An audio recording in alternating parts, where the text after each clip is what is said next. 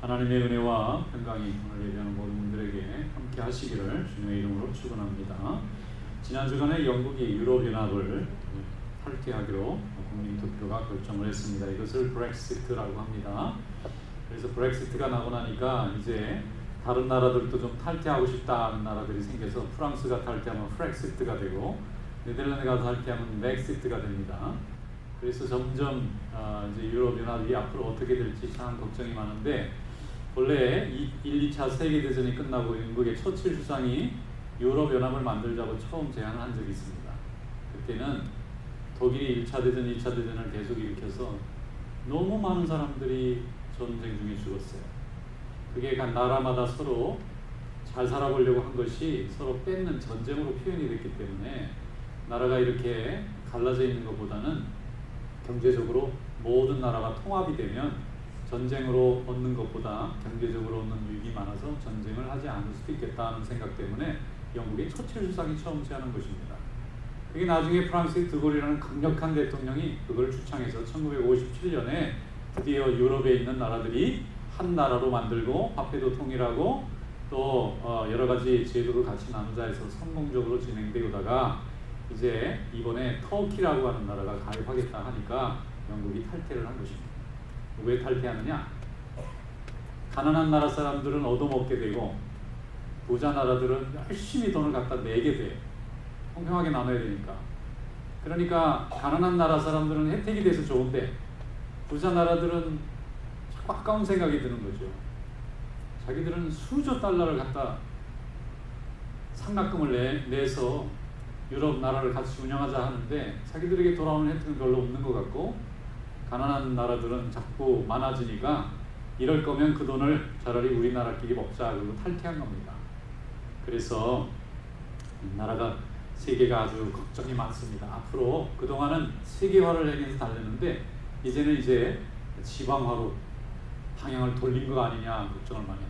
그동안에는 글로벌라이제이션, 뭐든지 다 통합하고 다 이렇게 하나가 되고 그런 방향으로 가면 서로 잘 살게 된다고 하는 믿음이 있었어요.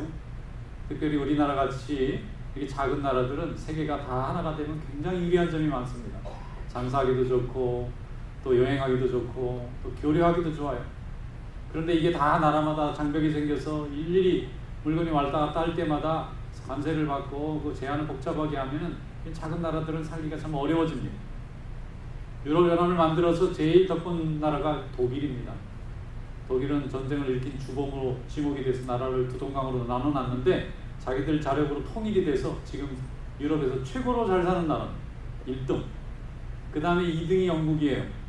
세 번째가 이제 프랑스인데, 경제적으로는 독일이 리더십을 장악을 하고 또 정치적으로 외교적으로는 프랑스가 또 장악을 했는데 영국은 이것도 아니고 저것도 아니고 3등. 이러니까 돈은 엄청나게 되는데 혜택은 없으니까 우리는 그만하겠다고 나오는 거예요. 이제. 이렇게 되면 이제 점점 사람들이 막 다른 나라들이 나오게 되면 유럽연합이 존립할 수 있겠나 걱정하는 겁니다. 미국은 대륙이 시작할 때부터 달라서 52개국의 한 나라를 이뤄서 연합을 이루고 있잖아요. 그래서 시장도 크고 또 여러 가지 다양한 사람들이 있다 보니까 세계 강대국이 됐어요. 그걸 유럽이 한번 따라가 보자 해서 만든 건데 28번째, 29번째 나라 받아들이다가 도로 없어지는, 하나씩 줄어드는 거예요. 유럽이 이렇게 성공했으면 그 다음 차례는 아시아가 될 뻔했어요. 중국, 한국, 일본, 대만, 베트남, 타일랜드, 싱가포르가 다 한 나라를 만들자고 했을 겁니다. 그런데 그게 한계에 부딪힙니다. 앞으로나 세계가 어떤 방향으로 갈지는 잘 모르겠지만 사람들은 자기에게 이익이 안 되면 가입했다가 또 탈퇴했다가 할 수 있습니다. 그래서 엑짓입니다. 나가는 게 엑짓이잖아요. 우리가 하나님 앞에 믿음 생활할 때에 우리 자신의 선택으로 하는 것보다 하나님의 선택으로 하는 것이 더 복된 일이 많습니다. 나라도 자기가 원치 않으면 아무리 좋은 연합도 탈퇴할 수 있는 거예요. 그런데 오늘 본문 말씀에 보면 어떤 한 사람은 자기가 원해서 탈퇴한 게 아니고 하나님의 힘으로 탈퇴를 하였는데 이것이 오히려 하나님 앞에 크게 복이 되는 경우를 만납니다. 그 사람의 이름이 사도 바울입니다. 이 사람도 자기의 민족 공동체에서 엑지트했어요. 그런데 이 탈퇴한 이 사람이 자기 힘으로 탈퇴한 것이 아니고 주님의 힘으로 탈퇴를 했어요. 그 사람의 이름이 사도 바울입니다. 우리 한번 본문을 한번 열어보겠습니다. 사도행전 9장 3절로 7절 말씀, 오늘 주신 하나님의 말씀인 줄로 믿고 우리 함께 읽어보겠습니다. 사울이 길을 가다가 다메섹에 가까이 이르더니 호련히 하늘로부터 빛이 그를 둘러 비추는지라 땅에 엎드러져 들음에 소리가 있어 이르시되 사울아 사울아 내가 어찌하여 나를 박해하느냐 하시거늘 대답하되 주여 누구시니까 이르시되 나는 내가 박해하는 예수라 너는 일어나 시내로 들어가라 내가 행할 것을 내게 이를 자가 있느니라 하시니 같이 가던 사람들은 소리만 듣고 아무도 보지 못하여 말을 못하고 서 있더라. 아멘. 사울은 유대인들의 공동체 속에서 유대 민족 중에서 엘리트 중에 엘리트였습니다. 그 사람은 베냐민 지파에서 났고 랍비였어요. 그리고 가말리엘이라고 하는 최고의 학부에서 공부를 마친 사람입니다. 그리고 그는 로마의 시민권도 가지고 있었고 그 같은 공동체 안에서 가만히 있기만 해도 주류 중에 주류, 리더 중에 리더의 삶을 살 수 있는 모든 조건을 가지고 있었어요. 그래서 그는 자기 자신이 유대인 공동체를 대표한다고 생각했고 유대인 공동체의 율법을 조금이라도 변형하거나 잘못된 방향으로 해석하는 사람들을 아주 미워했어요. 특별히 그는 예수 믿는 사람들이 하나님의 율법을 잘못 이해하고 있다고 생각하고 이단자들이라고 생각했어요. 그래서 예수 믿는 사람들을 핍박하고 그들을 가두고 무섭게 그들을 다루면 그들이 무서워서 저건 거짓 진리니까 틀림없이 소멸될까라고 믿고 예수 믿는 사람들을 따라다니면서 잡아가두고 때리고 박해하는 사람이었어요. 이 사람은 유대 사람들이 너무 좋아했어요. 열정적이고 굉장히 공격적이고 또 굉장히 똑똑하고 이 사람은 못하는 일이 없습니다. 그래서 예수 믿는 사람들을 이 사울이라고 하는 청년이 앞장서서 핍박할 때에 많은 유대인들을 뒤에서 격려하고 박수를 보냈어요. 야, 우리가 정말 따를 만한 지도자다 생각했어요.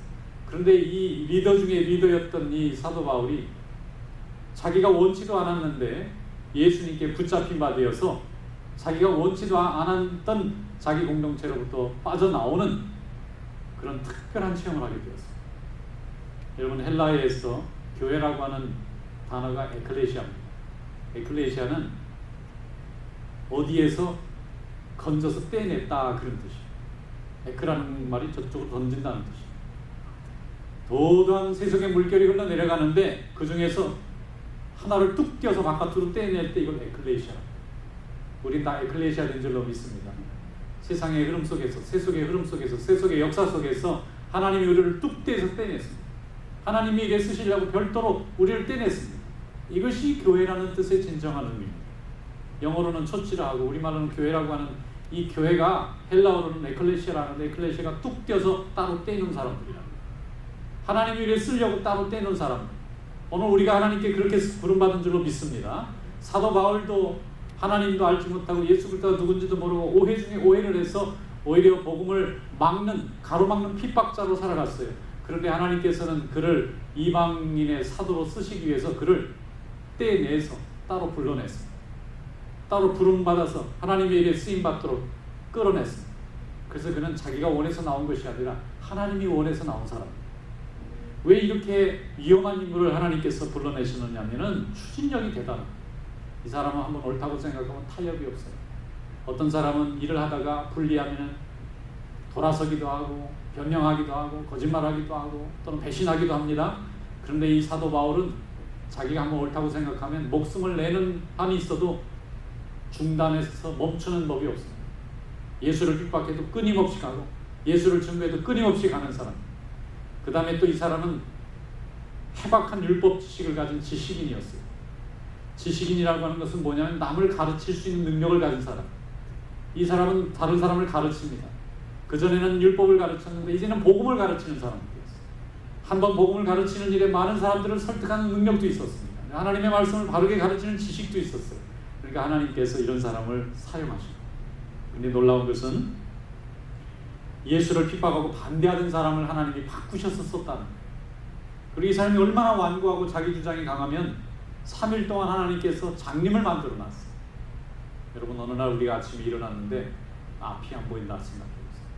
얼마나 당황스럽고 얼마나 절망스럽고 얼마나 무섭겠어요. 이게 눈이 그 다음 날은 떠질까 생각했더니 그 다음 날도 안 떠지는 거예요. 한 4월쯤 되면 이제 나는 죽었구나. 그리고 절망했어요. 그때 하나님께서 아나니아라는 승자를 보내서 사울을 예수 그리스도께서 쓰시겠다고 부른다는 것을 알게 하셨어요. 그리고 하나님의 자녀가 되었고, 그는 하나님이 살아계시다는 것을 알았어요. 그리고는 예수 그리스도 안에서 계시된 하나님이 참 하나님이라는 것을 그제서야 깨닫습니다. 예수 이름이 잘못된 이름이 아니라 하나님의 이름이라는 것을 알았어요. 그때부터 복음 전하는 자로 하나님이 사용해 주신 줄로 믿습니다. 그러니까 우리는 우리 자신이 무엇을 선택해서 내가 좋은 것을 선택한다고 생각할지라도 하나님이 우리를 선택하는 것만 못합니다. 동족들에게 미움을 받으면 받을수록 바울은 더욱 열심히 예수를 힘있게 증거했어요. 얼마나 열심히 증거했느냐면은 평생 사는 동안에 태장을 5번이나 맞았어요. 그 태장에 대한 설명을 이렇게 했습니다. 40에 하나 감한 매를 5번이나 맞고 이렇게 되어 있어요. 당시 로마의 형벌 중에는 때리는 형벌이 있었어요. 감옥에 가두는 것도 형벌인데 때리고 그냥 풀어주는 거예요. 근데 이 때리는 게 40대를 곤장을 맞는 거예요. 근데 40대를 맞으면 사람이 죽는답니다. 그거보다 더 많으면 몸이 약한 사람은 벌써 한 30대 맞으면 벌써 생명이 위독할 정도예요. 근데 40을 때려야 되는데 때리는 사람이 계속 때리다 보면 착각을 해서 40번 때려야 되는데 41번을 때리면 한 대를 더 많이 때리게 되잖아요. 벌을 받았는데 벌보다 하나를 더 과하게 받으면 안 되니까 그걸 배려해서 39대까지만 쳐주고 한 대는 안 쳐주는 거예요. 그래서 39 그러면 딱 때리고 말아야 되는데 39 하다 보면 또 한 대 더 때리면 40이 되니까 40은 안 넘어가죠. 그런데 이 40대의 매를 맞고 나면 사람이 초죽음이 되는 거예요. 그런데 이것을 5번이나 일생 중에 맞았다는 것은 참 고통스러운 인생을 산 겁니다. 그것도 남에게 뭘 잘못해서 그런 것도 아니고 예수님의 복음을 전하면 꼭 핍박하는 사람이 나오고 미워하는 사람이 나오는데 그것 때문에 예수의 복음을 전했다는 이유만으로 누명 쓰고 오해받고 미움받아서 40에 하나 감한 매를 일생 5번이나 맞았던 굉장한 사도입니다. 그런데 이 사람이 그렇게 예수를 위해서 핍박을 당할 때에 자기가 선택해서 예수를 믿은 게 아니고 주님이 선택해서 이 사람이 예수를 믿었다. 그래서 오늘 하나님께서 우리를 다 먼저 선택하신 줄로 믿습니다. 우리는 우리가 교회를 선택하고 우리가 믿음을 선택한 줄로 생각하지만 하나님의 말씀에 보면은 주님이 우리를 선택하고 그 선택을 나중에 내가 깨닫고 알게 되는 것이죠. 주님의 선택이 먼저 있어요. 주님께서 먼저 다 플랜하셨습니다. 그리고 나중에 열매가 나타나는 거예요. 씨를 심어놓은 계획이 있었기 때문에 가을이 되면 열매가 나타나는 것처럼 하나님께서 우리를 먼저 부르시려고 우리 심령을 하나님의 자녀로 삼아 주셨기 때문에 우리가 오늘 교회에 나와 있는 것이죠. 오늘 하나님에 대한 찬양과 믿음과 고백이 있는 거예요. 사도 바울은 이것을 일생 잊어버리지 않았습니다. 갈라디아서 1장 1절에 바울은 이렇게 고백합니다. 사람들에게서 난 것도 아니요 사람으로 말미암은 것도 아니요 오직 예수 그리스도와 그를 죽은 자 가운데서 살리신 하나님 아버지로 말미암아 사도된 바울은 이렇게 얘기했어요. 사람들이 날 시킨 것도 아니고 사람들 때문에 내가 시작한 일도 아니라는 겁니다. 예수 그리스도와 죽은 자 가운데서 살리신 하나님 아버지 때문에 내가 그분에게 선택받고 부름받아서 오늘 이 시간 이렇게 하나님의 복음을 전하는 사도가 되었노라 이렇게 고백합니다. 그러므로 사도 바울은 어떤 일을 행함에 있어서 자기가 부담을 가질 필요가 없어요.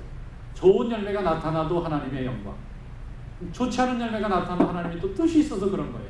내 일이면 내가 이 결과에 대한 책임을 져야 되지만 이게 나의 일이 아니고 주님의 일이고 내가 그분에게 쓰임받는 거니까 결과가 어떻게 되느냐에 따라서 아무 관계없이 항상 감사하고 행복하고 기쁘게 살아가는 것입니다. 여러분 오늘 주님께서 여러분의 인생을 선택하시고 자녀 삼아주신 줄 믿습니다. 모든 것이 내가 선택하면 좋은 시대라고 생각하는 시대에 우리는 삽니다. 내가 선택하지 않고 억지로 가면 나쁜 걸로 자꾸 생각합니다. 그런데 정말 좋은 것은 내가 선택하는 게 아니라 내가 선택받았을 때 이루어지는 것이 좋은 게 참 많습니다. 우리는 집도 선택할 수 있고 잡도 선택할 수 있고 또 친구도 선택할 수 있습니다. 또 무엇이든지 내가 선택하고 그것이 이루어지면 우리는 행복하다고 생각합니다. 그러나 주님께서 선택하신 것만한 행복에는 미치지 못합니다. 세상에서 정말 좋은 건요 내가 선택해서 이루어지는 게 아니에요. 부모 되는 거예요. 부모는 내가 선택하는 게 아니잖아요. 내가 자녀를 낳게 되면 저절로 나는 부모가 되어지는 것입니다. 그 아이가 나를 좋아하고 나를 미워하고 심지어는 나를 버린다 할지라도 내 부모가 없어지는 게 아니에요. 일생을 부모로서 살게 되는 겁니다. 이건 내가 선택한 것이 아니에요. 하나님이 그렇게 만들어 놓으셨기 때문에 나는 그 존재로 그냥 살아가는 것입니다. 우리가 성도 되는 것도 마찬가지입니다. 우리가 성도가 되는 건 하나님을 믿어서 된 것처럼 생각하지만 하나님이 믿는 순간에 우리가 성도가 되고 일생 동안 주님의 자녀로 살아가는 것입니다. 또 어른이 되는 것도 마찬가지입니다. 어떤 사람이 대학을 갔는데 가니까 후배가 있고 선배가 있어요. 그거 내가 선택하는 게 아니에요. 나는 그 학교 들어가는 건 내 선택이었지만 들어가서 선배 되고 후배 되는 건 이건 내가 선택한 게 아닙니다. 어떤 사람이 한 10년 후배 하다가 선배님 이제는 선배 후배를 좀 바꿉시다. 안 바꿔줘요. 그거는 이미 시작할 때부터 그렇게 돼 있기 때문에 내가 선택해서 되는 게 아닙니다. 여러분 이것을 사명이라고 합니다. 하나님께서 우리를 불러주셨기 때문에 다 사명을 갖게 돼요. 우리는 죽는 날까지 평생 벗어지지도 않는 무한한 책임감을 갖게 되는데 이것이 하나님께로부터 우리가 선택받은 자녀로 살게 된다는 것입니다. 거기에는 항상 헌신만을 요구합니다.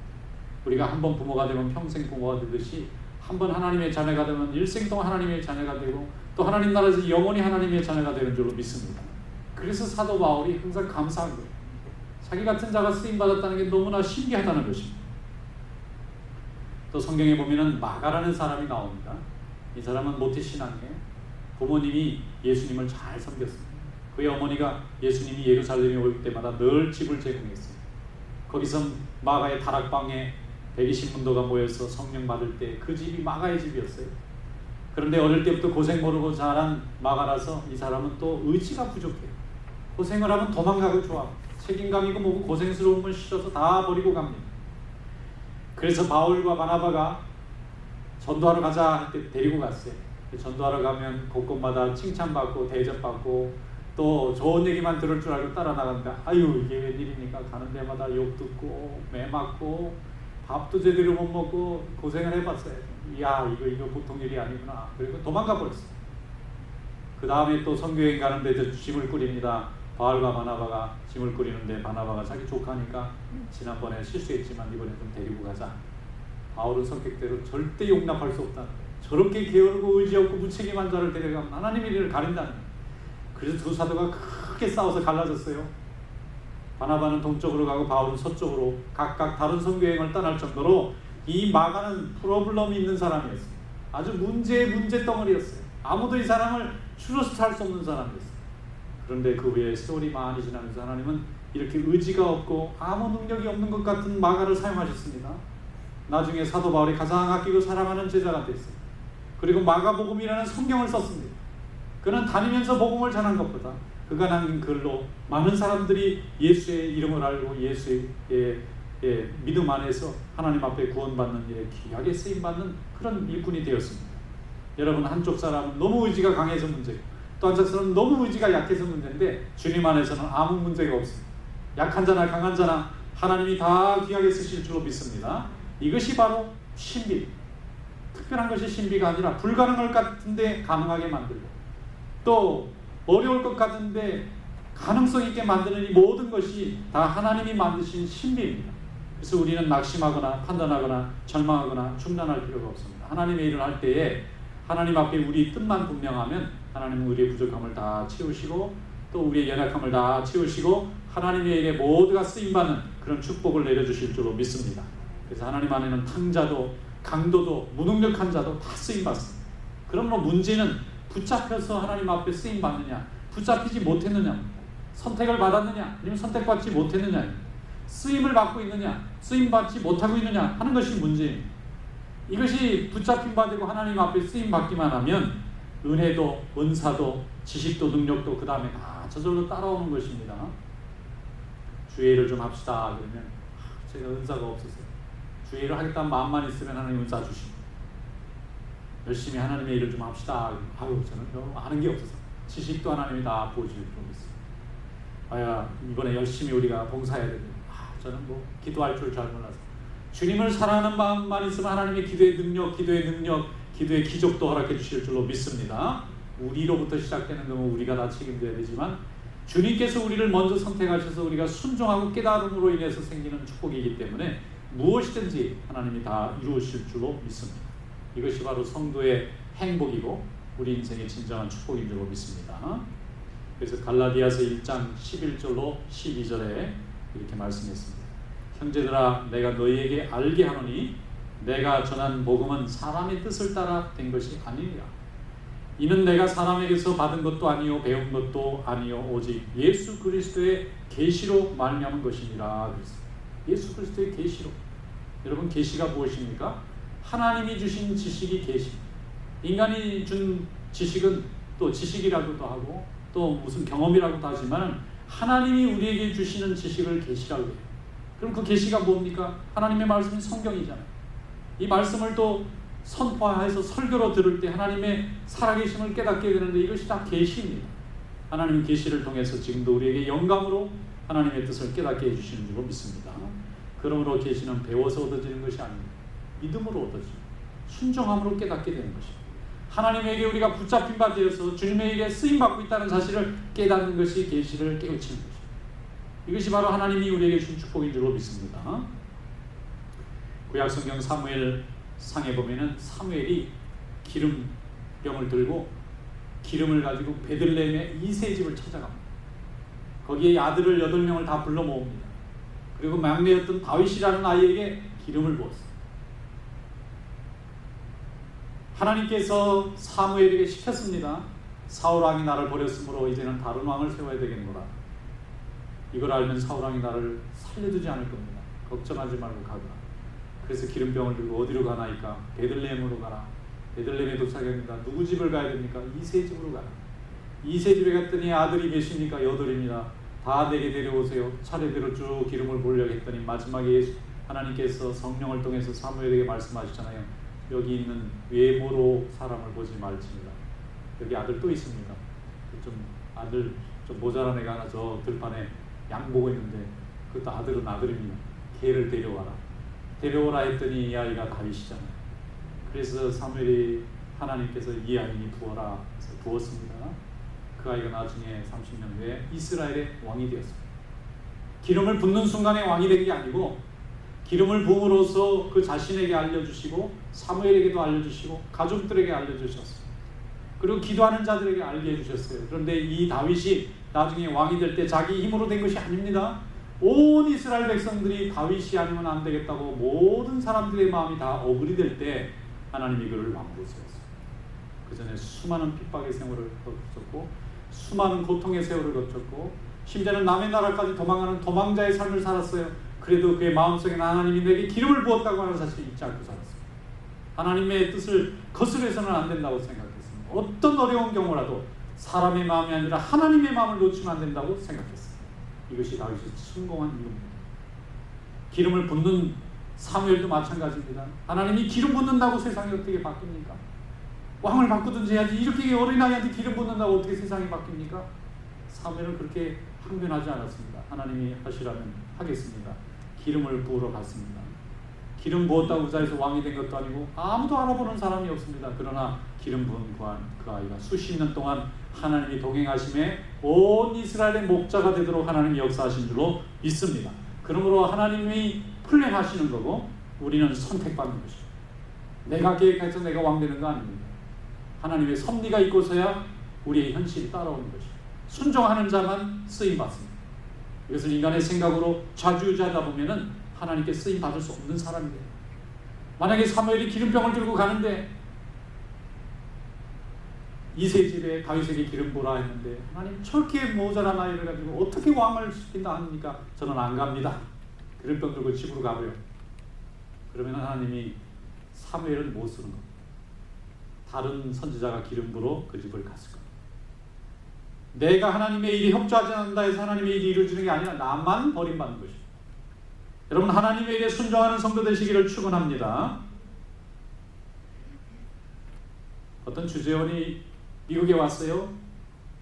그리고 주재원 생활을 다 마쳤습니다. 그리고 이제 귀임해라 그래가지고 보따리 싸고 다 이삿짐 보내고 아이들 전학시킨 거 다 준비하고 비행기 탈 거 다 준비해놓고 이제 다니던 교회도 이제 인사하고 성별회 파티 다 하고 이제 타려고 했더니 전화가 왔어요. 1년 더 있어라. 아이고 큰일 났네. 이거 어떡하면 짐 다 갔는데요. 애들 다 지금 다 학적부 다 끊어가지고 지금 거기 아파트 다 정해놨는데 지금 가는데 오라 할 수도 없고 어떻게 하면 좋습니까? 이게 막 다 엉망이 돼버린 거예요. 그런데 그때 교회가 큰 개척을 했어요. 일꾼이 필요했어요. 그때는 집도 없고 뭐 장소도 없고 그런데 누군가는 열심히 예배를 준비하는 사람이 필요했어요. 주보도 만들어야 되고 파워포인트 만들어야 되고 방송도 누가 갖고 와야 되고. 근데 이분이 헌신했어요.